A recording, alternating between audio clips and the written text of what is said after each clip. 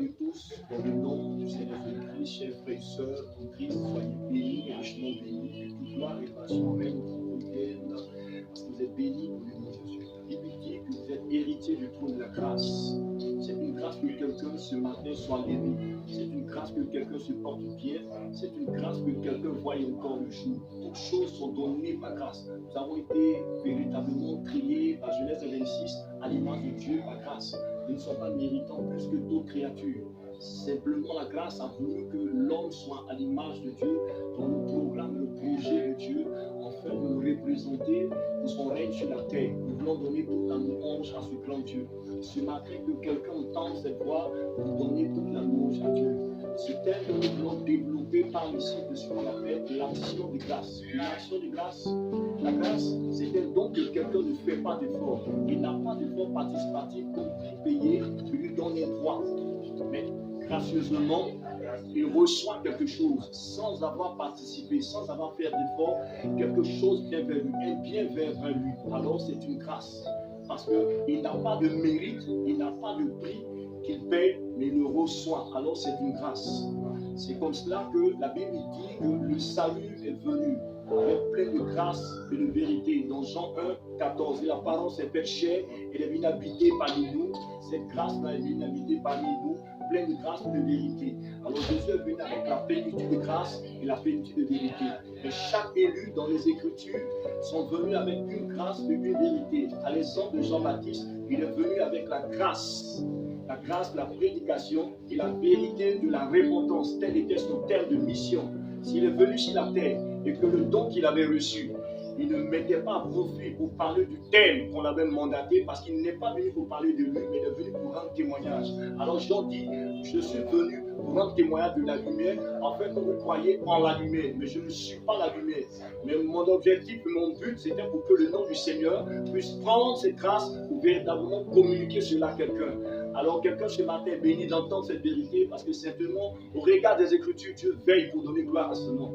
Ce matin, je dis merci encore au Seigneur pour cette bénédiction qu'il a donnée. Le thème d'action de grâce est très important, parce que le dernier des mois est le mois par lequel nous devons marquer un temps soit peu un arrêt pour marquer notre reconnaissance à Dieu. C'est donc ce thème que sur le rapport de Psaume 52, la Bible dit que tout ce qui respire en signe de gratitude et de reconnaissance loue Dieu. Alors toutes les familles de la terre, que tu sois chrétien, musulman, païen, notre reconnaissance d'avoir été créé à l'image de Dieu, c'est de lui dire merci pour la vie, merci pour toutes choses. Toutes les familles de la terre, je dis bien et je le répète, je ne dis pas la chrétienté, je dis toutes les familles de la terre. À l'image de Dieu, tu es créé, ta reconnaissance, toi et ta famille, de t'appeler le nom de Dieu, pour dire merci à ce Créateur. Parce que tu respires, c'est une grâce de Dieu. Si ta famille respire, on ne demande pas si tu es musulman. Si ta famille respire, on ne demande pas si tu es athée. Si ta famille respire, on ne demande pas si tu es chrétien. On dit simplement grâce à Dieu. Alors par la grâce de Dieu, il est important que toute famille appelle les fins d'année un nom de Dieu, donc l'autorité, le représentant du Seigneur, pour véritablement rendre gloire à Dieu, pour dire une parole, pour dire un mot, pour être reconnaissant à Dieu. Et toute cette famille doit poser une action comme autel pour dire merci pour l'année et merci pour la nouvelle année. Je vais donner toute la louange au Seigneur. C'est en cela que nous, Mirepiens, ministère international de la révélation de puissance, et nous avons reçu la grâce d'avoir organisé en ce jour de samedi 17 passé de 2022, et nous avons organisé ce programme. Et je rends toute la louange au Seigneur, parce que le Seigneur m'a épaté. C'est aller au-delà de mon espérance que je veux donner toute la louange à ce grand Dieu. Parce que ce à quoi je m'attendais, le Seigneur est parti à un autre niveau. Je crois que quelque chose de nouveau commence. Un jour nouveau se lève, un ciel nouveau se lève, une terre nouvelle se lève, une atmosphère nouvelle se lève. Ce n'est plus volonté de chair, ça ne dépend plus de moi, ça ne dépend plus des entités, mais ça dépend du règne du Père des esprits. L'ancien des jours, son nom révélé, c'est éternel humain. Celui qui dit une chose qui veille pour donner toute la gloire. Sa prophétie bien-aimée est réelle. La Bible dit que Dieu veille sur la prophétie. Il dit si elle t'attend, telle est l'attitude. Ne le perds pas de vue. Jésus. Ne désespère pas, bien-aimé, mais garde ses promesses simplement, parce que dans le temps, Dieu confirme sa parole. Je l'ai expérimenté, je veux rendre témoignage de cette action de grâce, comment Dieu s'est révélé et s'est démontré. Alors, grâce, je l'ai reçu, je rends témoignage. J'invite quelqu'un à demeurer fidèle au Seigneur. J'invite quelqu'un à rester connecté au Seigneur. J'interpelle quelqu'un à tous les jours garder sa fidélité à ce grand Dieu.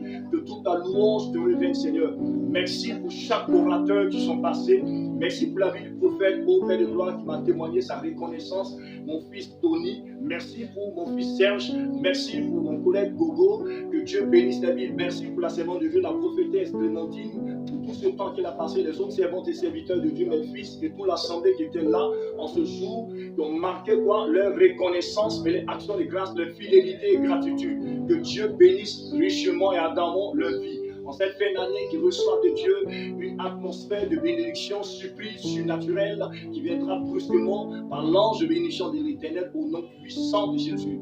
Que Dieu nous garde, que Dieu garde nos familles, que nous soyons surtout et surtout reconnaissants à ce grand Dieu, car nous croyons que c'est nous qui faisons. Ce n'est pas l'intelligence de quelqu'un qui fait, ce n'est pas la connaissance de quelqu'un qui fait, mais c'est la grâce de Dieu sur la vie de quelqu'un qui rend quelqu'un surnaturel pour obtenir, posséder, recevoir quelque chose de la part de Dieu. Si Dieu n'accorde pas ce cordon, il n'apporte pas de bénédiction, il n'exaucera personne. Mais quand il t'exauce, c'est ta grâce. Tu n'es pas méritant que quelqu'un d'autre. Que toute la louange nous revienne. Ce matin, tel était mon mot de dire merci à Dieu, mon mot d'interpeller quelqu'un et pour rendre toute la louange à Dieu.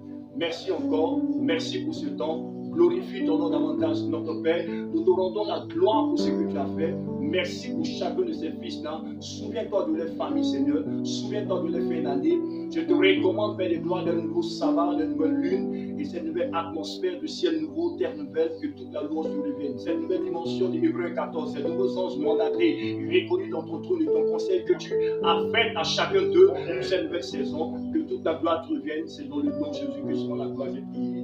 Amen, amen, amen.